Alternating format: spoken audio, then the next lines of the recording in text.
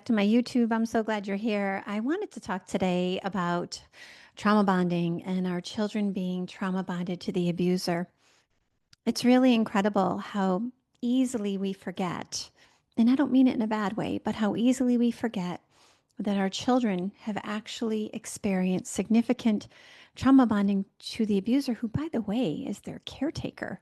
It's a little different than your partner or a boyfriend or girlfriend. It's a little different. It's your parent. It's your parent. And so, we often talk about like the dog who, the little puppy who gets hurt by their owner, they go back to their owner. They do. This is what we know happens. Attachment is very, very strong. And the attachment that's biologically, like our bodies are, that's how they're made, is to biologically attach to a caretaker, to that person who we think is our person, right? And that can certainly fortify a trauma bond.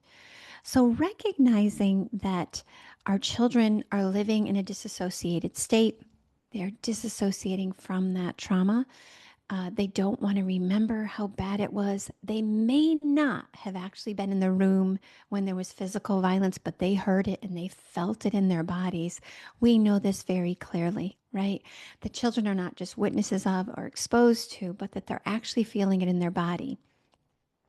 But they forget, just like we forgot, just like we went back, just like we forgave.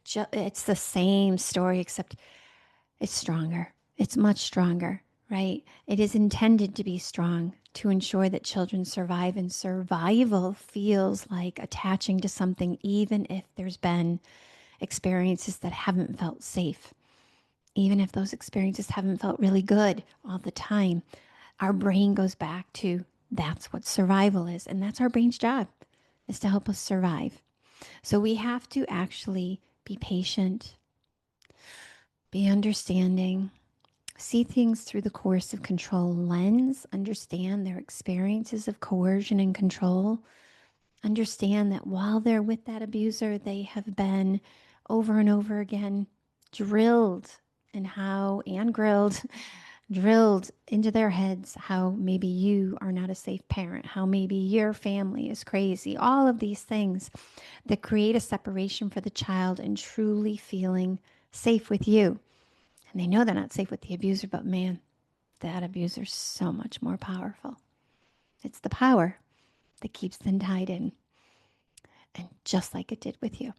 So I think I'm going to pick up on this again. Next time I'll talk a little bit more about trauma bonding, cognitive dissonance, and the experiences of our children who, when they do have a recognition of the abuse, why do they still forgive at such a high rate? It makes perfect sense when you think about it. I hope you're having a great day, and I'll see you next time on my YouTube channel. Please remember to subscribe. Bye.